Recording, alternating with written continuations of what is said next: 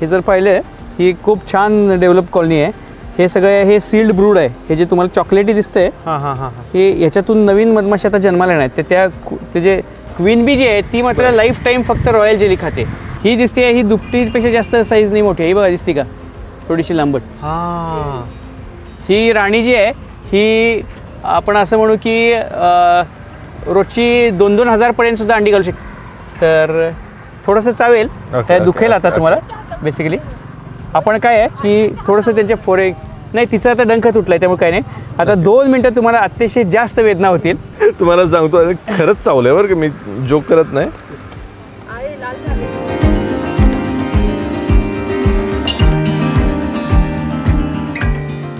नमस्कार मित्रांनो, काय चाललंय?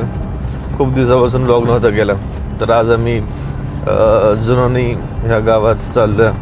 माझ्या मित्राचं एक मधमाशी पालन हा प्रकल्प एक आहे तर त्याचं बघण्यासाठी आणि त्याला भेटायला सुद्धा चाललो आहे. सांगोला तालुक्यामध्ये येते. मिरजपासून जवळ आहे, साधारण एक 40-50 किलोमीटरच्या आसपास आहे. नागज फाटाच्या इथं. तर बघूया. लातूर 264, सोलापूर 141, नांदेड 403.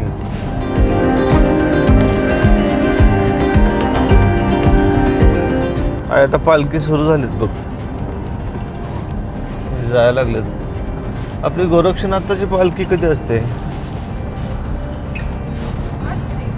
आज निघणार आहे. आता इथून किती दिवस लागणार जायला?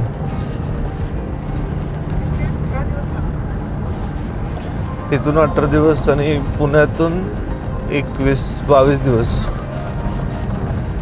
आणि दररोज किती चालायचं असतं, किती लोक चालतात आहे बघ ना, श्रद्धालू.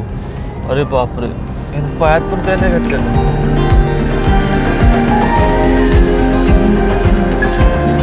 आई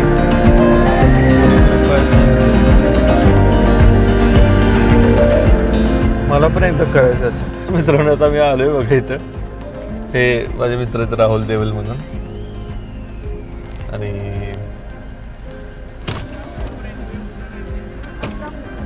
राहुल एक 2 मिनिटं घालतो आम्ही. हो हो हो. अरे पण शूज नाहीत आमच्याकडे, चालतं ना? शूज शूज असू दे, सगळं असू दे, काही असं नाही.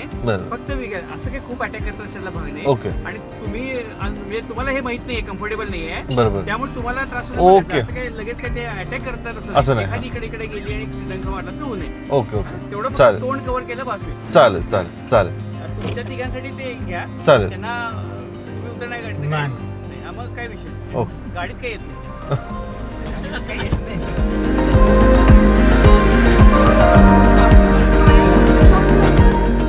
अरे असून दे, चला. नाही पण मित्रांनो असं म्हणतात की ते एकदा चावलं की माशी चावली की 2 वर्ष अटॅक येत नाही असं म्हणतात. आई असं गॅप राहतो इथं आतून. सर कॉलरच्या आत घाला. पण हे नंतर कॉलरच नाही.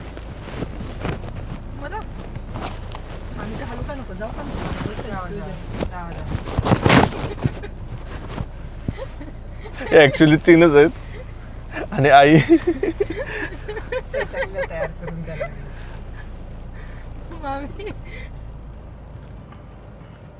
बर. आई मग तू कसं करणार? आई तू असंच ये का? सर दिसते मला इथं वाट कुठनं आहे ना गाडीतनं दिसते. ओढणी अशी करू का बाहेर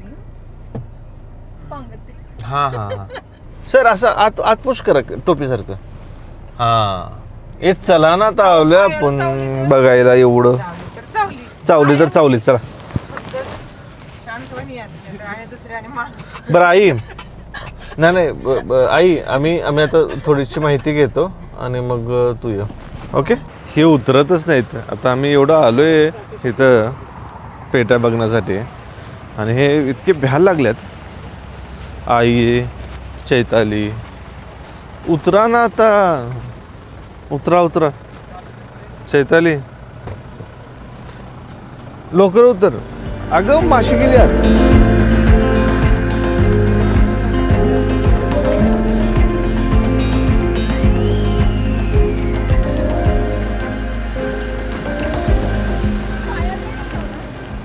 2015 मध्ये आला तेव्हा 2015 हा नाही 16च्या आसपास कधी 17 असेल फारतर. नाही 15 10-12 वर्ष झाली आपल्याला. हो हो हो आता थोडं ब्लॉगिंग वगैरे सुरू केलंय म्हणून म्हणलं आपण भेटूया. हो.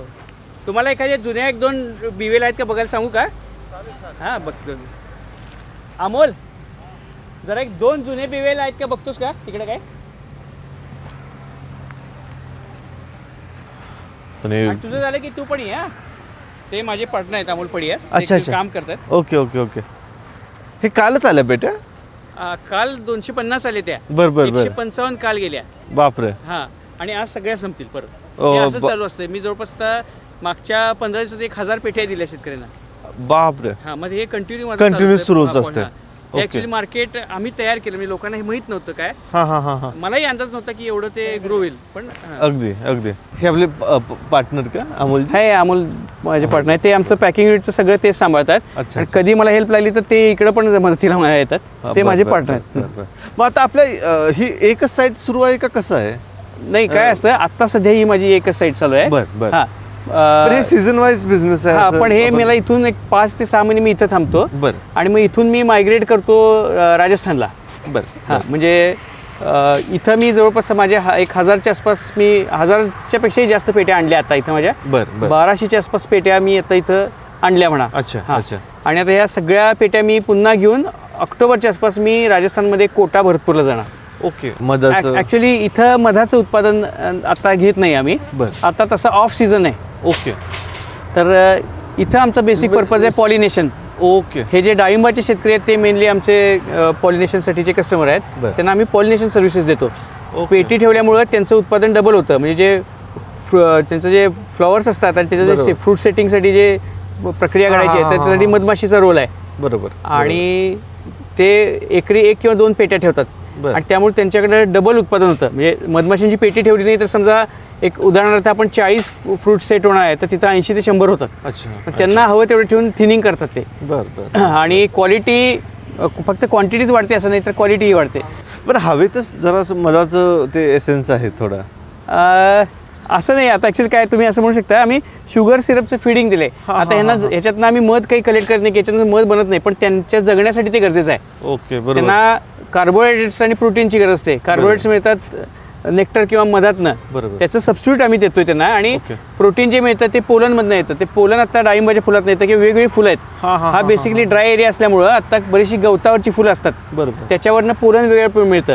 आता तुमच्या भागात कसं असतो भरपूर पाऊस असतो बरोबर. म्हणजे त्या फोरेजिंगला बाहेर पण पडू शकत नाहीत. बरोबर. पोलन कलेक्ट करणं तर गोष्ट वेगळी किंवा ते भिजलेलं असतं पोलन कलेक्ट होत नाही. इथं ड्राय एरिया असल्यामुळं इथं जेवढा पाऊस पडतो ते उलट ही सगळी जी छोटी छोटी झुडपं वगैरे आहेत ती फ्लरिश होतात त्याला फुलं येतात फुलं. आणि त्याच्यावरनं ते पोलन कलेक्ट करतात. म्हणजे आता त्यांच्यासाठी राईट टाइम आहे. राईट. पण आता साधारण पण हे ऑफ सीझन चालू आहे पण हा ऑफ सीझन साधारण जुलै ऑगस्ट.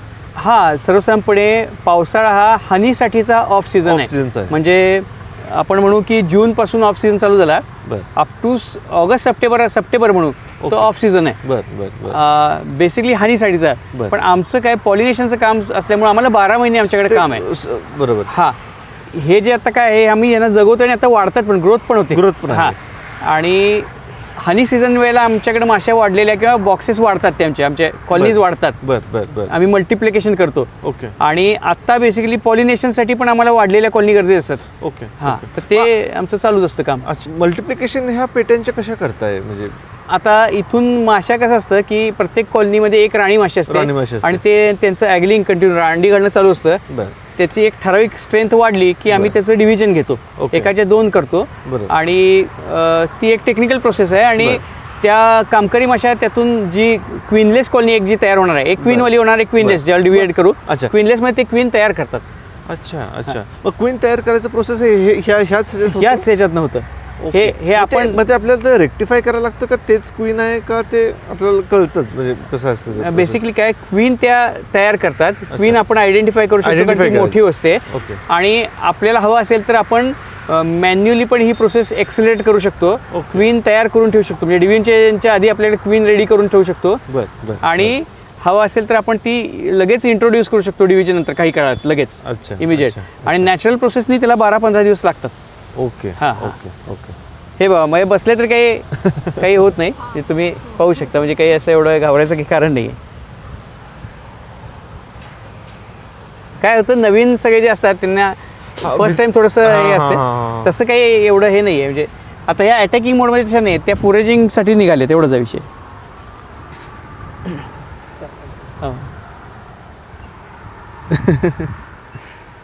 बेसिकली काय आहे आता थोडासा आपल्याला घाम आलेला असतो आणि त्यांना ते लगेच कळतं तर ते थोडंसं ते बसून त्यांना ते पाणी त्यांना हे पाहिजे ओलावा पाहिजे तर त्या शोषता आहेत आता आपल्या अंगावर बसून. बापरे. ही ह्याच्यात आता 8 फ्रेमची कॉलनी आहे ही. 7 फ्रेम हे स्टँडर्ड आहे आम्ही 7 फ्रेमवर देत असते.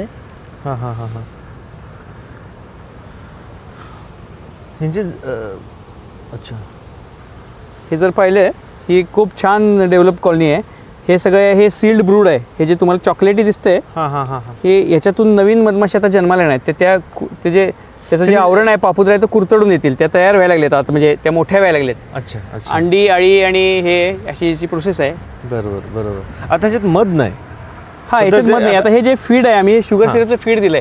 मधाचा सीझन नाही आम्ही यांना जगण्यासाठी आणि यांची ग्रोथ होण्यासाठी देतोय. बरोबर. याच्यातनं त्या मध बनवू शकत नाहीत किंवा हा समजा साठला तरी आपण काढणं मध म्हणून योग्य नाही हा शुगर सिरप. बरोबर. आम्ही कधी थांबवतो ज्या वेळेला हनी सीझन स्टार्ट होतो त्याच्या अंदाजे आम्ही 20 दिवस आधी फिडिंग द्यायचं स्ट्रिक्टली थांबवतो तर ते अजिबात त्याच्यात काही अंश राहत नाही त्या मधामध्ये त्यामुळे शुगर सिरप फिडिंगचा. आणि शुगर सिरप फिडिंग ही ऑफ सीझन म्हणजे हनी ऑफ सीझन मधली गरजेची गोष्ट आहे. त्याच्याशिवाय माशांची स्ट्रेंथ टिकून राहत नाही नाहीतर माशा विकून संपून जातात. बरोबर. ही कंपल्सरी गरजेची गोष्ट. याच्यामध्ये पाहिलं तुम्ही पिवळं त्यांनी डाळिंबाचं पोलन आणलेलं आहे. जर तुम्ही जर बघितलं हे षटकोनी घरं आहेत त्यांची. तुम्ही धरणं असेल तर असं धरा कम्फर्टेबली धरा काही अडचण नाही. हां सोडू नका फक्त. नाही.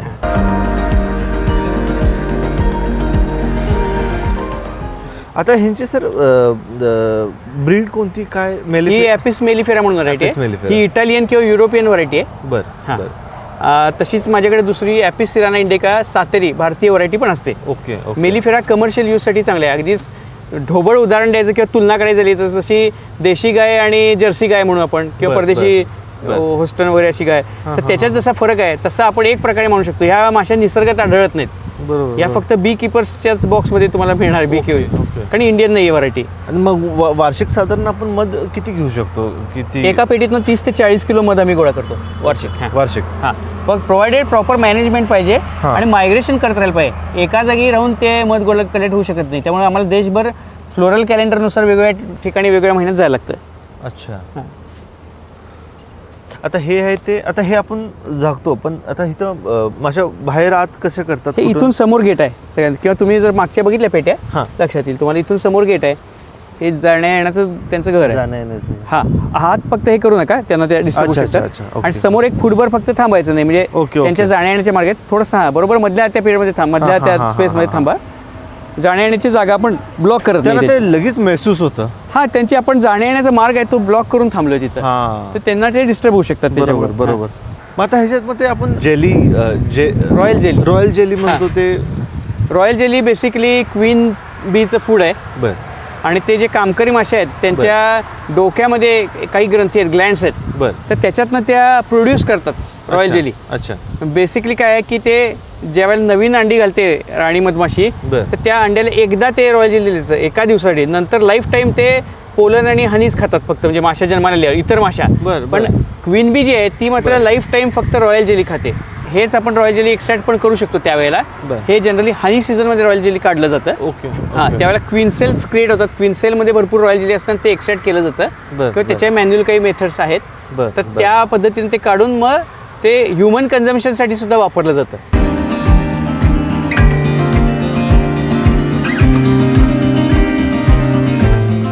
ही पहा राणी ही शूटिंग घ्यायचं. ही दिसते ही दुपटीपेक्षा जास्त साईज नाही मोठी आहे. ही बघा दिसते का थोडीशी लांबट. ही राणी जी आहे ही आपण असं म्हणू की रोजची 2-2 हजारपर्यंत सुद्धा अंडी घालू शकते. ती ठरवते निसर्गात तिला वरदान दिलं ईश्वरानं की किती संख्येने मुलं जन्माला घालायची रोजची असं आहे. ती डिसाईड करते. मुलगा जन्माला घालायचं की मुलगी ती पण डिसाईड करते. बरं. हां it is her choice actually. साधारण किती एका दिवसात अंडी मॅक्झिमम 2,000 पर्यंत घालू 2,000 शकते. तिला वाटलं की वर्कर पण कमी आहेत आणि खाणं अजिबात मिळत नाही, ती स्टॉप करते, 0 अंडी घालायला लागते. ओके. हां हां हां. आता ह्या एका पेटीत एकच राणी एकच माशी? क्वीन बी असते. एकच बरोबर. queen हां, ज्या वेळेला नवीन ती वयस्कर होते, म्हातारी होते, त्यावेळेला नवीन क्वीन प्रोड्यूस केली जाते. ओके. किंवा मग ती त्याला- पुन्हा म्हणजे ते कोण करतं मग प्रोड्यूस, मग ती म्हातारी झाल्यानंतर? हे जे तिचेच जे अंडी आहेत, ओके. ऑर्डिनरी अंडी, ओके. त्याच्यातलेच काही अंडी निवडली जातात आणि त्यांना वेगळा सेल क्रिएट केला जातो. अच्छा. त्यांचं घर वेगळं खारकेसारखं लांबट घर केलं जातं आणि त्याच्यात ते रॉयल जेली भरून ठेवलं जातं आणि त्याच्यातनं ते सेल्समधनं ते ओके, क्वीन नवीन ओके. तयार होतात. किंवा समजा कॉलनी खूप स्ट्रेंथनी वाढली तर नॅचरल स्वॉर्मिंग करण्यासाठी ॲडिशनल क्वीन क्रिएट केली जाते. जुनी क्वीन हाफ क्वांटिटी माश्या घेऊन उडून दुसरीकडे जाते नेचरमध्ये अच्छा, अच्छा. आणि त्या नवीन क्वीनसाठी आयतं निम्म्या माश्या ठेवते. Okay okay. नाही, हे खूप कॉम्प्लेक्स आणि खूप हो. जबरदस्त हो ह्यांचं. हो हो. पावसाच्या ह्याच्यात जरासं पावसाच्या ह्याच्यात पण थोडंसं अडचणीत होतं मधमाशांना, पण मॅनेजमेंट करता येते. नाही असं नाही, पावसाळ्यात काही मायग्रेट करता येऊ शकतात किंवा कॉलनी जर गेल्या तर नंतर पुन्हा तिथून कॅप्चर करता येऊ शकतात. हे मॅनेजमेंट करता येतं. हा बिझनेस म्हणून तुम्ही कसं पाहता ह्या बिझनेसकडे? ॲक्च्युली बघायला गेलं तर हा सर्वसामान्य बिझनेस नाही. बरं. हा थोडासा मी म्हणेन एक्स्ट्रा ऑर्डिनरीज बिझनेस आहे, ऑर्डिनरी नाही आहे. पण ज्यांना आवड आहे की बाहेर फिरण्याची आवड आहे, काहीतरी वेगळं नवीन करायची आवड आहे, त्यांच्यासाठी अतिशय चांगला हा बिझनेस ठरू शकतो.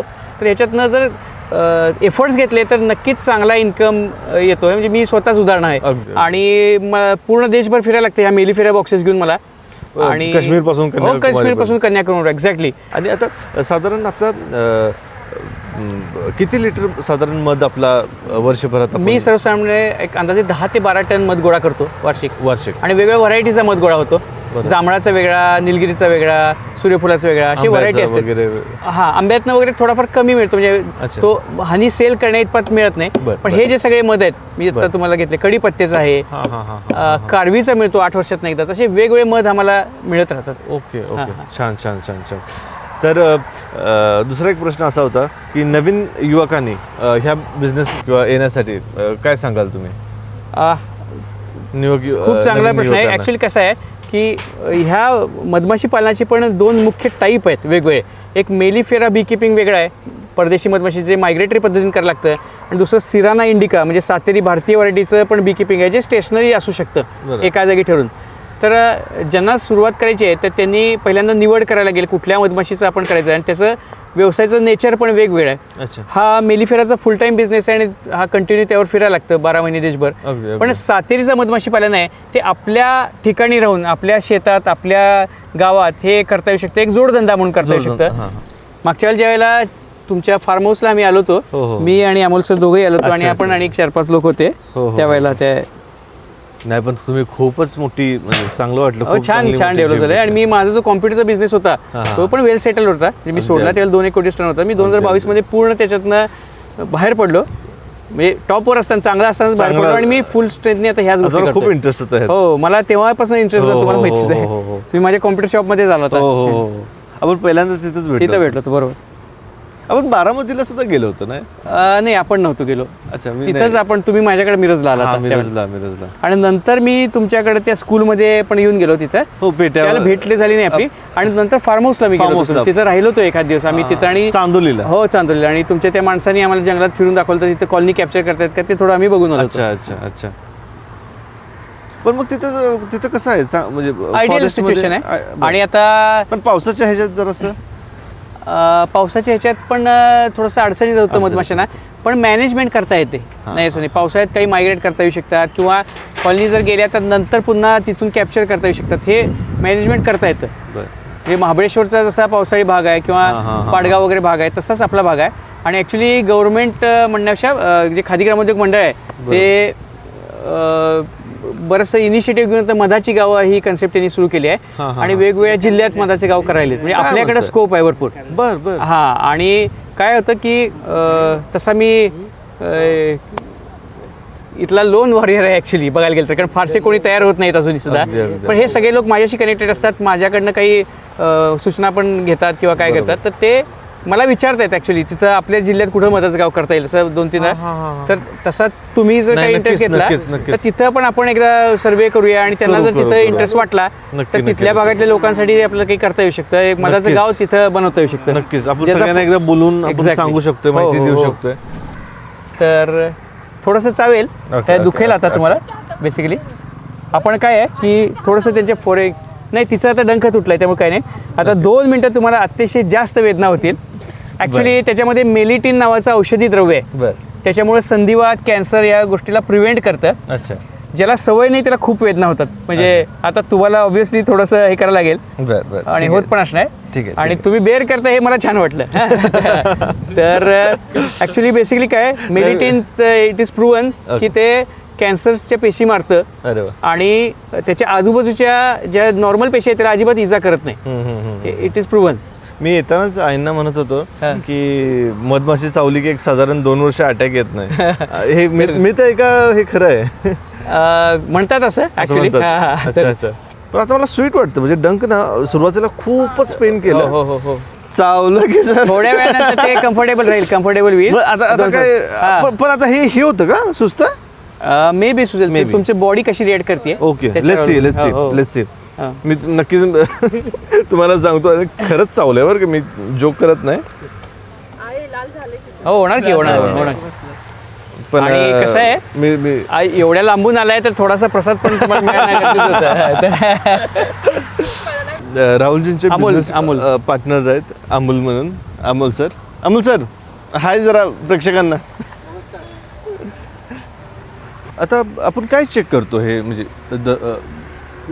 आत्ता काय आहे ॲक्च्युली ज्या 8 फ्रेमवरती आहेत मग बरं. त्यातली एखादी वीक फ्रेम असेल ना ती आम्ही काढून टाकतोय ओके मग 2 रिझन आहेत आता पोळं जर मधमाशांनी पूर्ण कवर नसेल बर तर मग तिथं मेण अळी अंडी घालू शकते अच्छा आणि तिनं अंडी घातली की त्यातनं जी अळी जन्माला येणार ती बरं. पूर्ण आतनं पोळं सगळं पोखरत जाते अच्छा अच्छा मग त्यामुळे त्यांची कॉलनी मग राणी माशी त्या पोळ्यावरती अंडी घालायचं बंद करणार हा हा मग त्यांची स्ट्रेंथ घटत जाणार त्यामुळे उघडी पडायला नकोत असं जर थोडंसं उघडं पडलंय असं वाटलं तर त्यावरचे मासे आम्ही झाडून टाकतो अच्छा ते पोळं आणि- बाजूला काढून ठेवतो ओके ओके आणि हे दररोजची दररोज प्रक्रिया असते नाही रोजच्या रोज असं हे सगळं नाही करायला लागत रोजच्या रोज मग बाकी फीड वगैरे कशी आलेली आहे त्यामध्ये हा, हा, हा. पोलन कितपत आलेलं आहे ओके त्या म्हणजे- ऑब्झर्वेशन हा कळतं ते थोडंसं बघायला लागतं अच्छा हे समजा थोडंसं इंटेक कमी व्हायला लागलाय तर मग मायग्रेशन करायला पाहिजे का मग त्या दृष्टीनं अच्छा. पुढचे सगळे सर्वे करणं आणि कुठं जायचं हे सगळं नियोजन ओके. करायला लागतं नियोजन करायला लागतं कारण हे मायग्रेशन जर तुम्ही थोडं जरी लेट केलं बरं. तर मग तिथं कॉलनी झपाट्यानं डाऊन व्हायला चालू होते पण आता ह्या पेटीतली साधारण प्रत्येक फ्रेम आपल्याला बघायला लागते ना नाही आता इकडच्या फ्रेम्स आमच्या म्हणजे मधमाशांचं काम करायचं हे पॅटर्न कसं हां.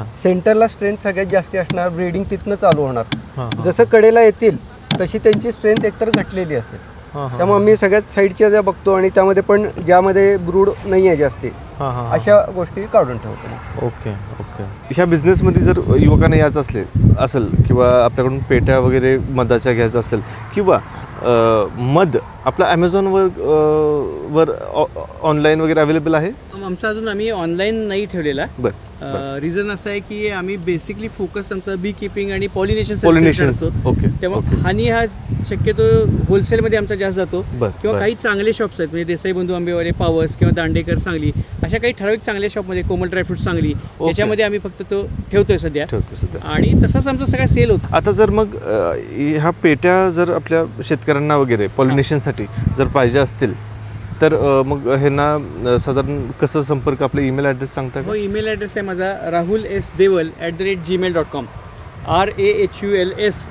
RAHULSDEVAL@gmail.com Okay. Mail I D Yes, आहे sir. फोन नंबर आहे माझा 937272 9372720400 दुपारी 11 ते 5 यामध्ये मला फोन करायला हरकत नाही नमस्कार मी डॉक्टर रत्नप्रभा जाधव श्रीमती नाथीबाई दामोदर ठाकरसी महिला विद्यापीठ मुंबई आणि आमचं विभाग आहे भूगोल विभाग बरं. आणि हा जो विभाग आहे तो PGSR म्हणजे पोस्ट ग्रॅज्युएशन रिसर्च सेंटर हे जे आहे ते पुणे कॅम्पस कोथरूड येथे आहे आणि प्रामुख्याने SNDT college. येस SNDT तिथेच आणि याचा मुख्य उद्देश म्हणजे आम्ही प्रत्येक वेगवेगळ्या ठिकाणी किंवा वेगवेगळ्या जिल्ह्यांमध्ये जाण्याचा उद्देश हा आहे की पुरुष जे आहे ते मधुमक्षिका पालन करतायत, पण स्त्रियासुद्धा यामध्ये कशा येऊ शकतील की जेणेकरून हनी बी किपिंग जे आहे, कारण एक केअरफुल हँडलिंग जे आहे ते स्त्रिया जास्त करू शकतात. हे नैसर्गिकपणे स्त्रियांकडे मिळालेलं आहे आणि त्याचा उपयोग म्हणून जो आहे तो करून महिलांच्या द्वारे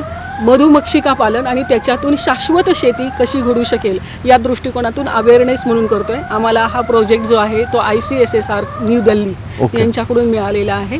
जास्तीत जास्त स्त्रियांना यामध्ये वळवण्याच्या दृष्टिकोनातून आणि एक की रुरल डेव्हलपमेंट जे आहे म्हणजे ग्रामीण विकास जो आहे त्या ग्रामीण विकासामध्ये जर आपण पाहिलं तर 70% महिला शेतीमध्ये गुंतलेल्या आहेत. छुपी बेकारी आहे ही, म्हणजे महिलेने केलेलं शेतीमध्ये काम पकडलं जात नाही, पण जास्तीत जास्त तण काढणं सगळी अवघड कामं जी आहेत ती वाकून करण्याची वगैरे ती स्त्रिया करते. तर स्त्रियांनी हे जर काम केलं आणि स्त्रियांनी ह्याच्यामध्ये आपला एक स्वतःचं अस्तित्व निर्माण करता यावं या दृष्टिकोनातून मधुमक्षिका पालन याच्याकडे वळावं या दृष्टीने आम्ही हे एक जाणीव जागृती म्हणून करत आहोत. आणि स्त्रियांचं काम खरंच खूप चांगलं आहे. आम्ही वेगवेगळ्या ठिकाणी बघितलं, मंगरमध्ये जर बघितलं आपण मधाचं गाव, तर महिलांचे सगळ्या महिला आहेत आणि महिला त्या मधाच्या पेटीचं सगळं पूर्णपणे मॅनेजमेंट त्या करतात. नाही, आणि तुमचं हे ऐकल्यानंतर मॅडम एवढं चांगलं वाटलं की तुम्ही खूप नोबल काम करताय. माझं नाव समाधान शिवाजी श्रीराम, जुनोनी, तालुका सांगोला, जिल्हा सोलापूर. मी मेकॅनिकल इंजिनिअरिंग झालेलं आहे माझं. मी पूर्ण वेळ शेती करतो. शेतीबरोबर गोपालन मी करतोय.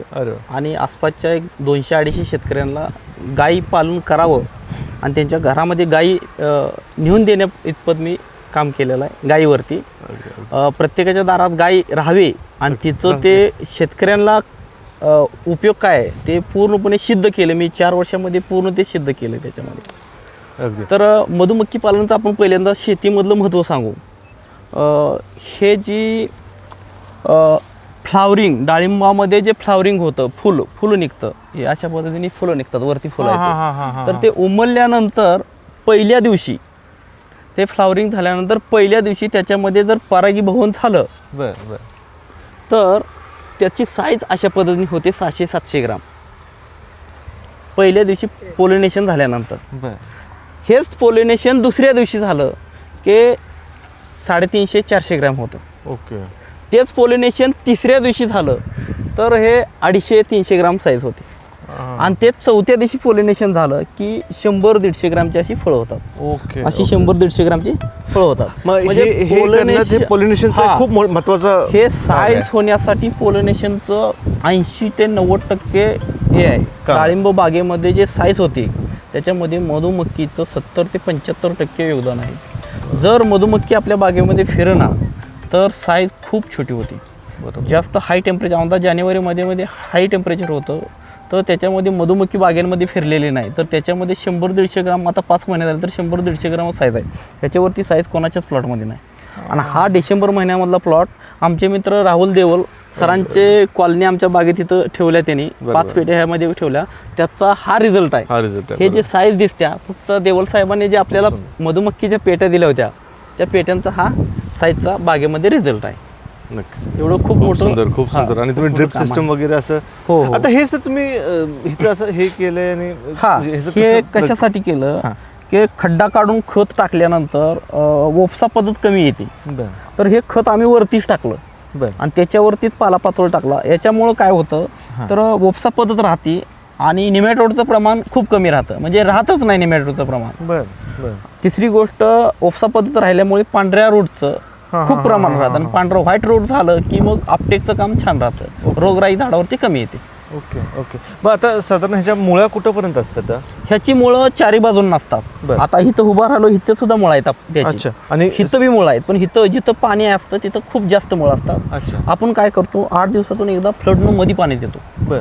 2 रोजच्या मध्ये पाणी देतो फ्लडनं, उन्हाळा असल्यामुळे देतो, पावसाळ्यामध्ये देत नाही. तर याचा रिझल्ट आपल्याला झाडांना दिसून येतो. अच्छा. आणि आता किती वर्षाचे हे झाड आहेत? हे 4 वर्षाचे झाड आहेत. 4 वर्षाचं. आणि एकदा लावल्यानंतर किती दिवसांनी ह्याला फळ वगैरे आता सर्वसाधारण शेतकरी 2.5-2 महिन्यानंतर 2 वर्षानंतर फळ घेतात.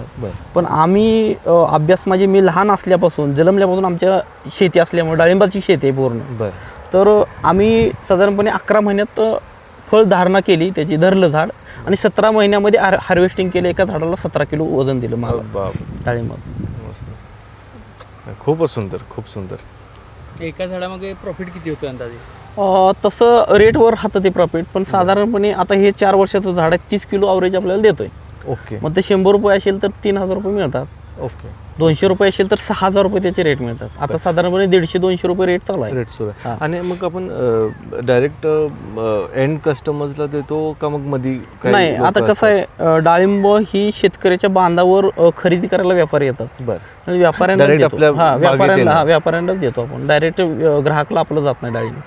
डायरेक्ट ग्राहकला जात नसल्यामुळे थोडे रेट कमी राहतात. जर डायरेक्ट ग्राहकला गेले तर 500-700 रुपये आज रेट आहे डाळिंबाचा. माझा रेट आहे बरोबर.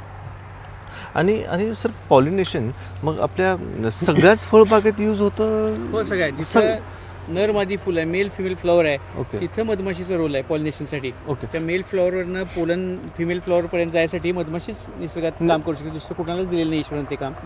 आणि मग तुम्ही नाव घेतलं अगदी तर काकडी, वांगी, दोडका, भेंडी, कलिंगड, आंबा, लिंबू, संत्र, तुम्ही नाव घ्या ज्याच्यात नरमादी फुलं आहे, तिथं प्रत्येक ठिकाणी मधमाशीचा रोल आहे. आणि हे असल्यानंतर त्याचं उत्पन्न खूप प्रचंड डबल होतं. फक्त क्वांटिटी वाढते असं नाही. आता Quality, साईज quality सुद्धा. साईज आणि हां. क्वालिटीमध्ये फरक. चमक तजेलदार होते, जास्त चमकदार होतं. आणि सगळ्यात सूर्यफूल तेलवर्गीय पिकं आहेत, सूर्यफूल असेल, मोहरी असेल, त्यांचं उत्पादन डबल होतं. आणि त्यांचं काय म्हणू आपण, जे काही त्याचं उत्पादन क्षमता म्हणू त्या तेवढ्याच वजनाचं जे आहे त्याच्यात तेल पण जास्त प्रमाणात निर्माण होतं ॲक्च्युली. बरोबर. तर ते दोन्ही प्रकारे क्वांटिटी आणि क्वालिटीमध्ये सगळ्यात फरक पडतो. आता डाळिंबामध्ये कसं राहतं, जर साईज कंटिन्यू राहिली तर ह्याला 200 रुपये रेट भेटतोय. आजच्या घडीला 200 रुपये रेट भेटतोय, 200 रुपये प्लस भेटतोय रेट. आणि जर तेच साईज जर अशी साईज राहिली, याची लहान राहिली, तर हा 100 रुपये सुद्धा घेत नाहीत कोण. अच्छा म्हणजे 100 रुपयेचा डिफरन्स राहतो रेट. बरोबर. त्यामुळं पोलिनेशनचं खूप मोठं महत्व आहे डाळिंब आहे. आणि हा शेतकऱ्याच्या बांधावरचा रेट आहे. हा. म्हणजे हेच फळ ग्राहकाच्या कडे जाईपर्यंत हे 500 रुपये किलोच्या आसपास जाईल. अगदी. आणि असा माल जो आहे आमच्या सांगली मिरज भागात तर मिळत पण नाही मार्केटमध्ये. हो आपल्या इथं लोकल मार्केटला तुम्हाला डाळिंब चांगलं कधीच भेटणार नाही. आम्ही पूर्णपणे 150 रुपये किलोला ही अशी सुद्धा घेत नाही, ह्याच्यापेक्षा खालची म्हणजे आधी घेतो हो आम्ही. आपण बघतो. हा. आणि एवढी मोठी नाही तर जो मार्केटला आता बघणं थोडंसं कठीणच आहे. आणि एक पण त्याच्यावर स्पॉट नसतो, काय नसतो. ते ग्रेडिंग करताना पण बरेच त्यांचे क्रायटेरिया असतात. क्रायटेरिया असतात. हा. आणि अशी सुरेख त्यांचं हे तयार. अगदी नाही स्पॉट नाही. नाही स्पॉट नाही. आता स्पॉटवरती तेलकट, आता तेलकट डाळिंब क्षेत्रामध्ये ते तेलकट आहे, तो तेलकटनं आमच्या भागामध्ये खूप मोठा धुमाकूळ घातला आहे. तेलकट तुम्हाला धावतो, हे खोडावरती आहे तेलकट, हा तेलकट आहे. तर हे तेलकटच्या जखमा, ह्याच्यामध्ये तेलकटची बुरशी असते, जीवाणू असतात. हे जीवाणू फळ आल्यानंतर फळावरती डाग पडतात त्याचे. अच्छा. तर याच्यावरती आपण काय केलंय, 4 वर्ष झालं मी अभ्यास केला. गोपालभाई सुतार या गुजरातला त्यांच्या 700 गायींचा फॉर्म आहे. गोपालभाई सुतार युट्यूबला त्यांचा मोठा चॅनल आहे. तर तिथून आम्ही ते कल्चर आणलं गोकृपाचं. आम्हाला पहिलं कल्चर आपल्याला कोल्हापूरमधून मिळालं. तिथून मी कल्चर आणून आम्ही स्वतः गायी सांभाळतो. मी 4 गायी आहेत माझ्याकडे. त्याच्यात ताकापासून आणि ते कल्चर आणि गूळ ह्याच्यापासून ते कल्चर तयार करतो. ते कल्चरचे 8 दिवसातून एक स्प्रेवरती झाडाला. तर त्याच्यामुळं मला फळावरती एकही स्पॉट नाही माझ्या तेलकटचा. तेलकटवरती 100% त्याचा रिझल्ट खूप छान आहे. आणि अटकाव करतं. खूप तुम्ही चांगलं सांगितलं हे शेतकऱ्यांना. दुसरी गोष्ट, निमेटोडवरती आपण काही सोडत नाही, फक्त ते जीवाणू सोडतोय. देशी गायचं ताक आणि ते गोकृपा कल्चर. तर निमेटोड सुद्धा प्रॉब्लेम आपला पूर्णपणे 100% क्लिअर म्हणला तरी बी वावगं नाही. तर निमेटोडवरती सुद्धा आपण ते जैविक पद्धतीनेच कंट्रोल करतो. याच्यामुळं देशी गायचं आपल्या शेतकऱ्यांच्या दारामध्ये किंवा शेतकऱ्याच्या हृदयामध्ये एक स्थान निर्माण व्हायला लागलं परत. त्यामुळे बऱ्याच शेतकऱ्यात 250-300 शेतकरी जवळ प्रत्येकाच्या घरी 2-3 गायी आहेत आमच्या. अरे हो. सांगोला तालुक्यात खूपच 8-10 तर गाय आहेत. मग सर आता आपण जर कुठल्या व्यापाऱ्यांना असेल किंवा शेतकऱ्यांना असेल, हे जर आपल्याला घ्यायचं असेल तर त्यांनी संपर्क कसा आपल्याला करायचा? आता तुम्ही जसं म्हणला की डाळिंबचा एक भाग झाला आणि दुसरा भाग आहे की आपले तूप जे आपण देशी गायचं तूप आहे ते सुद्धा आपण आता देतोय आपण तूप. देशी गायचं तूप अगदी original 100% pure 24 carat gold Shriram Ghee ह्या नावानं आपला ब्रँड आहे. आणि याचं काय जास्त प्रमाण नाही, छोट्या स्वरूपात आपण हे चालू केलं आहे शेतीबरोबर. शेतीला आपल्याला ताकाची उपलब्धता लागते. आपण गोकृपा कल्चर शेतीला वापरतो. त्याच्यातून जे शिल्लक राहणारं तूप घरामध्ये खाऊन जे शिल्लक राहतं, जे गरजू लोकांना ज्या लोकांना त्याची गरज आहे त्या लोकांना आपण ते 5,000 रुपये किलोप्रमाणे आपण लोकांना पोच देतो आहे. Okay okay. मग आता त्यांनी जसं मगाशी म्हटलं की आपलं यूट्यूब चॅनल आणि आपलं इंस्टाग्राम पेजसुद्धा आहे. आहे. मग ते काय नावानं आहे? गोकृपा सुवर्ण संस्कृती ह्या नावाने आपलं यूट्यूब चॅनल आहे. त्याच्यावरती डाळिंबामध्ये जो तेलकट रोग आहे तो तेलकट रोग कसा कंट्रोल करायचा, निमेटोड कसं कंट्रोल करायचं, किंवा झाडावरती फळांवरती माईट थ्रिप्स, तर देशी गाय काय करू शकते ह्याचं एक उत्तम उदाहरण आपण शेतकऱ्यांना कसं देता येईल म्हणून आपण ते यूट्यूब चॅनल काढला. आणि यूट्यूब चॅनलवरती आपल्या ते गोकृपाबद्दल आणि डाळिंब क्षेत्राबद्दल पुरेपूर आपली पूर्ण माहिती त्या यूट्यूब चॅनलवरती आहे. ओके. आणि इंस्टाग्रामचं पेज? हां, इंस्टाग्रामचं माझ्या नावचंच आहे, समाधान श्रीराम म्हणून हे इंस्टाग्रामचं पेज आहे माझं. अच्छा अच्छा. त्याच्यावरती सुद्धा तुम्ही ती माहिती बघू शकता. Okay okay. आणि मग आपल्या शेतकऱ्यांना जर तुम्हाला जर सरांच्याकडून तूप वगैरे जर घ्यायचं असेल तर डायरेक्ट DM वगैरे तुम्ही इंस्टाग्रामला करू शकता? हो, इंस्टाग्रामला करू शकता, यूट्यूबला तुम्ही मेसेज कमेंट करू शकता, किंवा माझा नंबर आहे, मी नंबर सांगतो, 95 61 27 82 31. ह्या नंबरवरती सुद्धा तुम्ही कॉल करून मागू शकता. थँक्यू राहुलजी, अमोलजी, समाधानजी. तुम्ही वेळ काढून एवढं तुम्ही माहिती दिली. थँक्यू, त्याबद्दल खरंच थँक्यू. आम्ही काहीतरी करतोय आणि त्याला पण तुम्ही एक्सपोजर द्यायसाठी तुम्ही आला मुद्दाम, नक्की तर नक्की तुमचे नक्की आभार. नक्की. नाही, कसं हे लोकांपर्यंत गेलं पाहिजे, पोचलं पाहिजे. एक लोकांना, तरुणांना एक चालना भेटते त्या ह्याच्यातून. मगाशी जसं मी तुम्हाला म्हटलं ना की एक सायकल कंप्लीट व्हायला लागतं, पण प्रत्येकाला ते जमत नाही. अगदी तर आम्हाला ह्या व्यापातनं एक्सपोजर मिळणं हे पण जे गरजेचं होतं, ती जी मिसिंग लिंक होती ती तुमच्या माध्यमातून नक्कीच नक्कीच नक्कीच. सगळेजण आपलं हे व्हिडिओ पाहतीलच. आणि जसं सरांचा कॉन्टॅक्ट नंबर दिलात, सरांचं स्वतःहून कॉन्टॅक्ट नंबर दिलात, तर प्लीज, खूप बिझी लोक आहे इथे, फोन करताना विचारपूर्वक करा असं मी सांगतो. आणि नमस्कार.